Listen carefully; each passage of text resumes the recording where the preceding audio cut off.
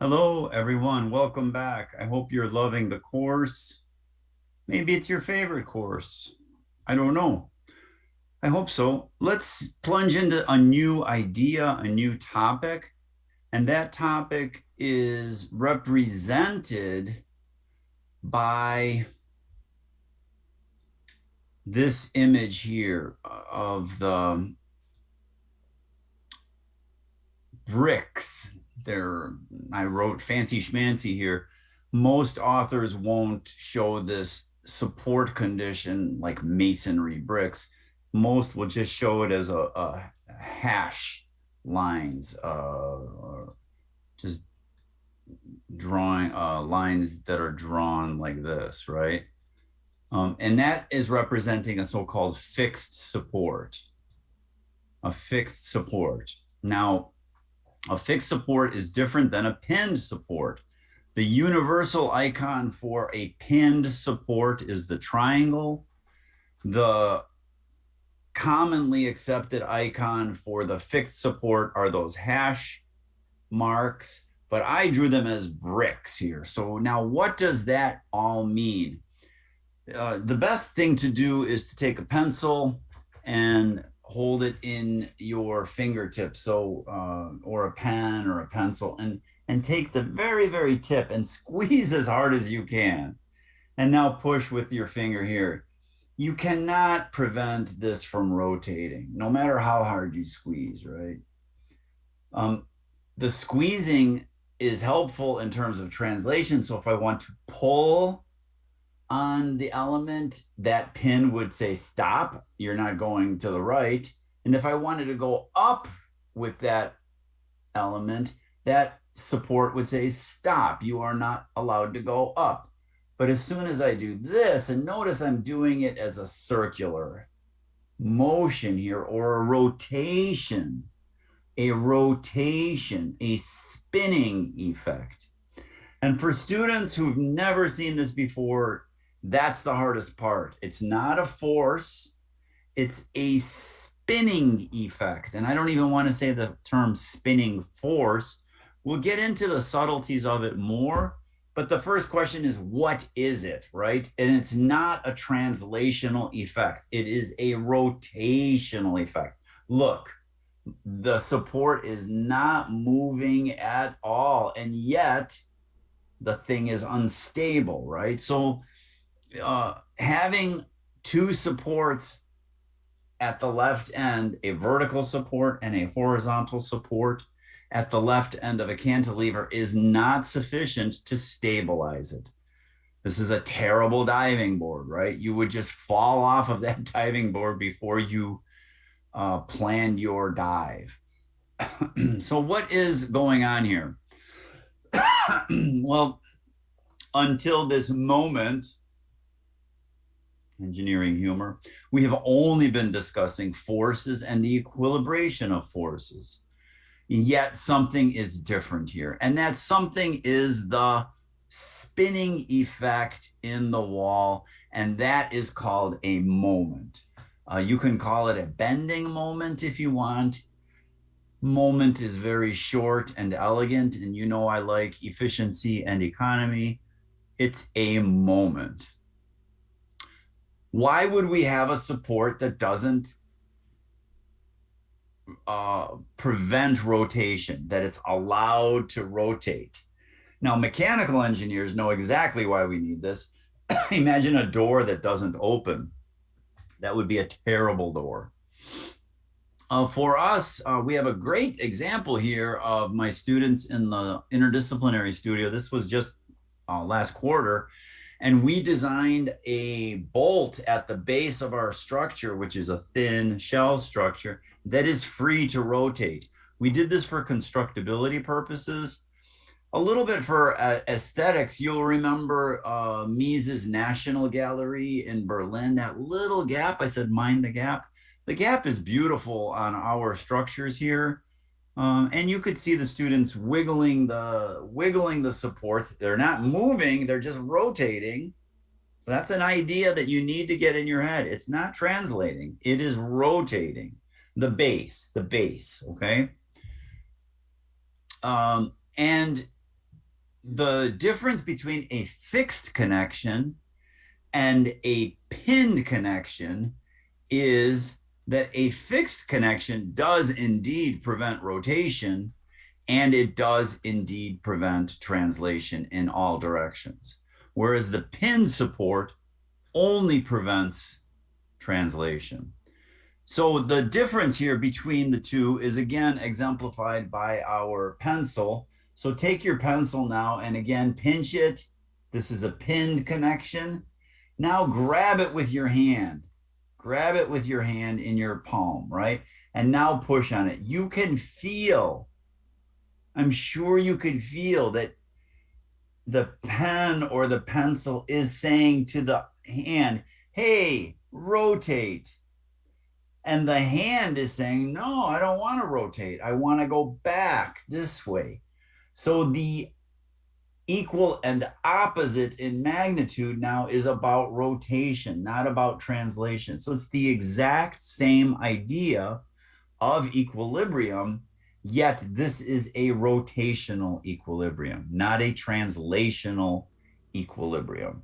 Now, in this example, we also have to have a vertical force here and a spinning moment, a reaction moment, the moment at the end of the cantilever.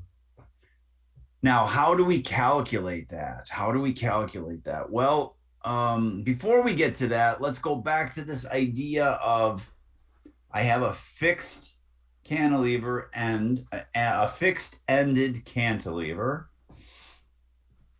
and I have a vertical load. I want to use the modern Mueller-Breslau method to show you that the horizontal reaction is zero here. So if I pretend there is no horizontal force and I move an amount delta, the entire cantilever moves to the right, the load moves to the right, but remember that work done has to be in the direction of the force. There is no work done by a vertical load that moves horizontally. Zero work. And you could see that there's no loft in the direction of the load. There's a movement to the left of the load, or the left and right of the load, but there's no loft in the direction of the load. We could use the modern Mueller-Breslau method to find the vertical reaction. So here's the load pushing down on the element. Suppose we were seeking the vertical equilibrating reaction at the wall. We would remove that reaction and lift up the element by an amount delta. Now, what is the loft? The loft is delta here. So we have unknown times delta minus load times delta is equal to zero. Now, why is it minus? The load is going down, but the loft is going up, and it's going up an amount delta. So the wall reaction is the external force. What goes down must come up. Nothing new there. You could repeat this lesson slowly if that part doesn't make sense. Now we get to the meatier part. Sorry for all the text in here. The moment is a spinning effect. Its units are force times distance. Force times distance. If you have any intuition on a wrench, for instance, if you're ever tightening a nut or loosening a nut, the further away from the nut you are, the easier it is to do that. You have a bigger lever arm, a lever arm. That distance is very, very important. And the force that you're using is very, very important too. But the moment is the product of the force and the distance. Furthermore, the distance is very strictly defined, and I will spend a few slides on that idea. The distance is the distance perpendicular to the force. If that sounds really hard, don't stress it at all. It'll be very clear in a few minutes. The idea of a lever arm has intuitive interpretations at the playground, at the teeter-totter. where we teeter one way and totter the other way. And if you're doing this with your grandkids, you need to get close to the fulcrum. Otherwise, your grandkid is up in the air and you're sitting on the ground and it's no fun at all. And they're crying. And I've been there, right? Again, if you've seen this in physics, bravo. I don't know how they explained it in physics. A moment is a vector. That's not great news for the unwashed masses, right? But for a Polytechnic student, what does that mean? It has a magnitude and a direction. A direction? What is the direction of a moment? Well, use your thumb, and we always use our right hands in engineering.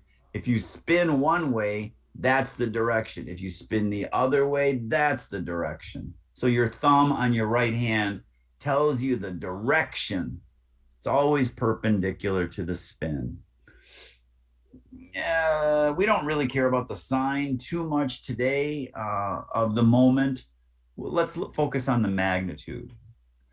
Okay, now how do we do that? Well, we use equation 1, the only equation in the whole course, except now the moment is the unknown. And the delta is a rotation. Now, I did this intentionally because I didn't want to have a second equation. So it's unknown times delta, and delta is your perturbation. Remember, I defined delta as the perturbation. It doesn't have to be a distance. Here, the perturbation can be an angle. We don't need to worry about the angle today. We don't need to worry about radians today.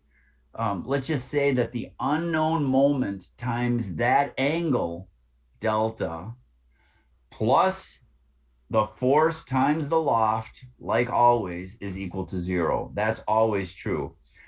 Looking ahead, delta has to be radians. Degrees are something that a drunken sailor came up with at one point. Why 360 degrees? You know they were drunk, right? It has nothing to do mathematically with anything. 2 pi has a lot to do with a lot of things. Radians is the way to go. A degree is a dimension, actually. So radians have no dimension. Sorry, I didn't make this up, but that's just the way it is. I'll help you with the numbers later. Today, it's just the big picture. What is a moment? Here on this example, which is in the book, I show that the answer is not exactly correct. The answer exactly should be 600 times 6, which is 3,600. 600 units of force multiplied by 6 units of length is 3,600 force lengths. Force lengths. Here I have 3, 5, 7, 5. But as the angle gets smaller, this will become exactly correct. And I'll show you all of that later. Today, don't worry about it. Let's get the big picture. Oops. So let's go back to our slideshow here and look at this. So in general, we need the perpendicular distance to the point that you're investigating, from the force to the point that you're investigating. That's the distance. Some people call that the arm, as in lever arm.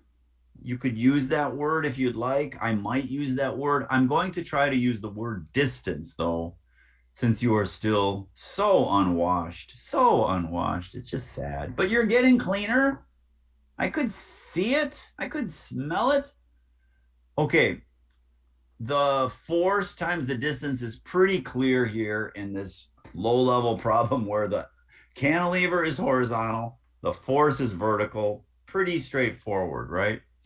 Well, what if the force was inclined? If you've had engineering courses before, I think you know how to solve this with sines and cosines. We don't do that in this class. We just draw it out and measure that perpendicular distance. It's really sweet to do this. I'm going to ask you to do this by hand. Just do your best. And then we'll jump into GeoGebra in lesson 3B. Right now, the key takeaway on this slide is that the moment in the wall is still force times distance. but the distance has to be perpendicular to the line of action of the applied force, just like it was in this situation. Now, here's a nice, I think it's nice, a nice image, right? As that load that we're applying, that force gets more and more inclined, what's happening in the wall? Well, I hope you could see there's more and more horizontal force in the wall. The wall is saying, hey, you want to get extracted now? I will restrain you from being extracted. The vertical part in the wall is getting less and less. Hey, it's getting pretty easy peasy here. There's very little there. Now, you could think of that as the sine and the cosine, but I just think it's pretty easy to see that's looking pretty flat. There's not a lot of vertical load there. What's happening to the moment in the wall? I hope you can see this. The distance is getting smaller and smaller and smaller. And eventually, if that force was horizontal, there would be no moment in the wall. There would be no moment in the wall. So here I'm just almost horizontal, just a teeny tiny bit of moment in the wall, almost no vertical force, lots of horizontal force in the wall. So that, I think, is hopefully the essence of today's lesson. I added a few more images just to keep you on your toes, right? So suppose the element is slanted. Suppose the beam that we're studying is jutting out of the earth at some angle. Does anything change? The answer is absolutely nothing changes. Here, if you were drawing this by hand, you would just sketch out that distance. Just sketch it out as beautifully as you can. You know the force. Remember, the force applied to our structures, our architecture, are always known. Always. We know what these forces are. We don't know what the equilibrating reactions are. That's a key idea in all of these lessons. We know what the force is. We know the geometry of the force. So you could sketch out that line by hand at Scout Coffee or wherever. And then you could sketch out a perpendicular line. Just draw it out. You don't even have to use a straight edge. You just sketch it out on the napkin and then use your finger to measure things. If this is 2, 4, 6, 8, then that's 2, 4, 4.5, right? We are not physicists. We are not physicists. We want roughly the correct number. Now, why is that an important idea? Let's talk about that just for a second. If I'm building a wooden diving board, right? I don't really know how strong the wood is. I don't really know how much my divers are going to weigh.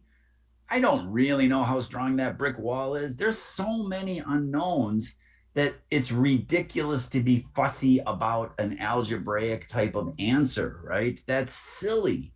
In the real world, we need to know, is it 1,000 force lengths or 2,000 force lengths? We don't need to know if it's 1,000.0006 force lengths. That's crazy. That's aerospace engineering. That they do that kind of stuff. Now, here's another example. I just rotated things around. So now the stick is going down, but the force is going up. So what's happening here? The stick is going down, the force is going up. You could feel it in your hand. Your hand is being told, please go counterclockwise. And your hand says, no, no, no, I want to go clockwise. Why does the wall say that? The wall literally says this because if that stick is moving, everybody's dead. Everybody is dead. Everybody's dead. So we need to maintain the original positions, right? This is rigid body mechanics. So we're not talking about the flexure of the diving board. It's a very, very stiff diving board. We're talking about the support conditions that are equilibrating that diving board so nobody gets hurt. That's what we're doing. So it's a very, very intuitive, I hope, a very, very physical feeling. And I would like you to do two etudes, 2-9 and 2-10. Please create a summary. Draw these things by hand, especially if it's on a napkin. I want to see it. Take a picture of it with the coffee stains. I love that, especially if it's a delicious espresso. Take a picture of that. Summarize everything in one neat and tidy PDF. It doesn't have to be one page, but I would like one assignment handed in for both of these etudes. Don't give me any Google Docs. Don't give me any PNGs, just a single PDF, and then upload to our website. That's your etude. Now, I really do want you to do this by hand. Let me just give you a hint on what's happening in the world of GeoGebra, just to be the teaser that we like to tease you and show you, oh, coming up next time in Equilibrium Without Statics. So first of all, I'll show you how to do this, which is really cool, right? And then I will show you how to change all these parameters, and you could make it longer and shorter and all this stuff. And then you could start animating it if you want. And I'm going to tell you about my friend in Japan, but not yet. I'll show you how to do this next time. But for this time, I want you to do it by hand. I think we learn a lot by doing these problems by hand.